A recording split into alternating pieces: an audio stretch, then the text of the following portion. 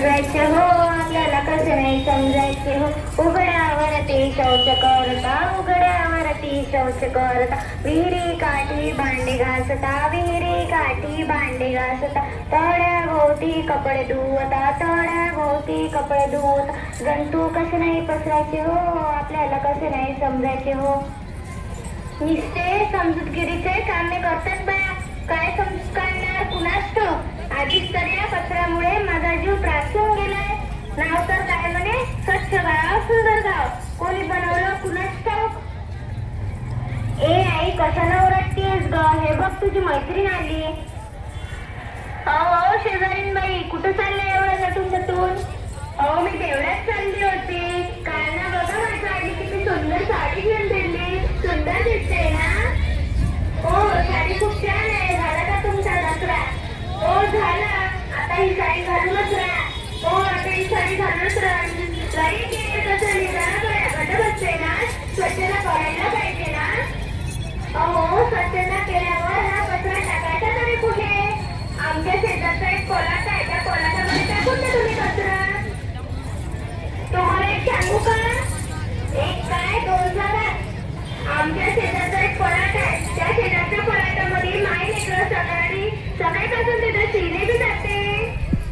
बाई तुम्ही संडासली बांधले का? मोदी सरकारच्या योजनेमध्ये आहे की आम्ही संडास बंद नाही केली, पण आम्ही संडासाच्या खोलीला साबणाची खोली केली. बाई वा काकू किती छान. आता मोदी सरकारने येऊन बघावं की तुम्ही संडास बांधता की नाही, याचा उपयोग करता की नाही. डॉक्टरचे किटल्या मी कशाला करतो, तुमचे मुलं बाळा आजारी पडतील, कशी काय रोगराई पसरणार नाही. आपले गाव पण स्वच्छ सुंदर आहे.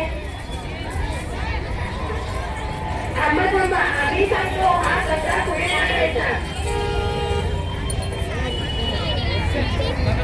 मोठे मोठे राहिले बाजूला, आता हे कुठे सांगणार की कचरा कुठे टाकायचा. मोठे मोठे राहिले ना, आता हे समोर जाऊन सांगणार आहे. अरे थांबा थांबा काकू, यांना पण सांगू द्या. अहो किचन कचरा मला फॉर्मवर करायची बरोबर आहे.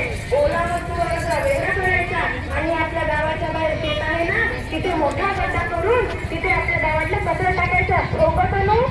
हो आणि त्यामुळे काय होतं माहित आहे का तुम्हाला?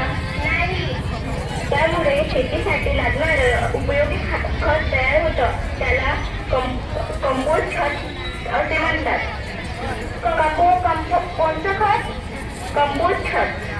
कंपोस्ट खत म्हणजे ओला आणि सुका कचरा एकत्रित करून जे खत तयार होतं त्याला कंपोस्ट खत असे म्हणतात. आम्ही तर शेतामध्ये खड्डा करून जर आम्ही तिथे कचरा टाकायला गेलो तर आमची डोक्याची गुडघे नाही दुखतील का? अहो नाही काकू, काय मग आम्ही चालत जाणार का? नाही काकू, आपण उद्याच ग्रामपंचायतीला अर्ज देऊ, मग दुसऱ्याच दिवशी आपल्या गावामध्ये घंटा गाडी तयार. घंटा गाडी म्हणजे काय रे घेतल्या? घंटा गाडी म्हणजे कशा गाडी? जसं तुम्ही मंदिरामध्ये घंटा वाजवता तसंच त्या घंटा गाडीला सुद्धा घंटा असतो. असं होय. अहो मंडळी, तुमचं समजा बोलणं ऐकलं. अहो मंडळी, मी तुमचं समजा बोलणं ऐकलं. आपल्या गावाचं नाव सुंदर गाव, आपल्या गावाच्या शेजारी महादेवाचं प्रसिद्ध मंदिर. आपल्या गावाच्या शेजारी महादेवाचं प्रसिद्ध मंदिर. तिथं पोरांची लोक बी येतात आणि नंतर कापड बांधतात. बरोबर आहे काय ना? नाही ना, मग कळलं. संध्याकाळ स्वच्छ करायचं आणि याचा अनुमान आहे जितकं कौतुक केलं तितकं कमी. काही शाळा शिकताची पोरं खरंच का आपलं गाव इतकं स्वच्छ करू की इतकं स्वच्छ की स्वच्छतेचे पुजारी संत गाडी बघा सगळं तुकडोजी महाराज प्रसन्न व्हायचे. हो ना, मग चला जागा कामाला. सुंदर गाव, स्वच्छ गाव, सुंदर आणि स्वच्छ दिसलं पाहिजे ना. चला चला.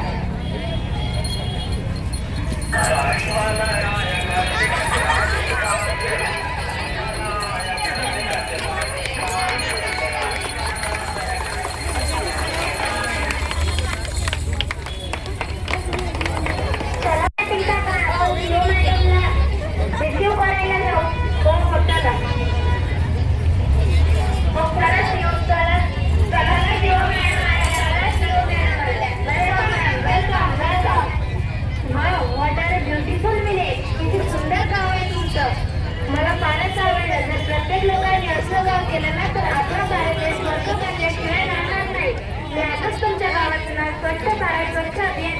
मध्ये देणार आहे. त्यासाठी तुम्हाला खूप खूप शुभेच्छा. अगं हे तुला वटवट करू नको म्हणले ना मॅडम. मी कसली वटवट केली ग? अगं तूच तर वटवट केली. त्या शिव मॅडम म्हणत होत्या की तुमचे गाव खूप सुंदर आणि स्वच्छ आहे.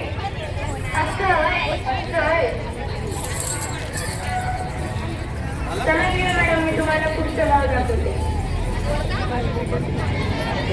प्रीत जाती रीत वहाँ मैं गीत वहाँ के गाता हूँ.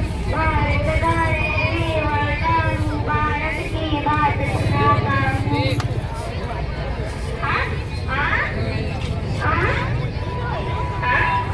अगं बाई बाई अगं बाई अगं बाई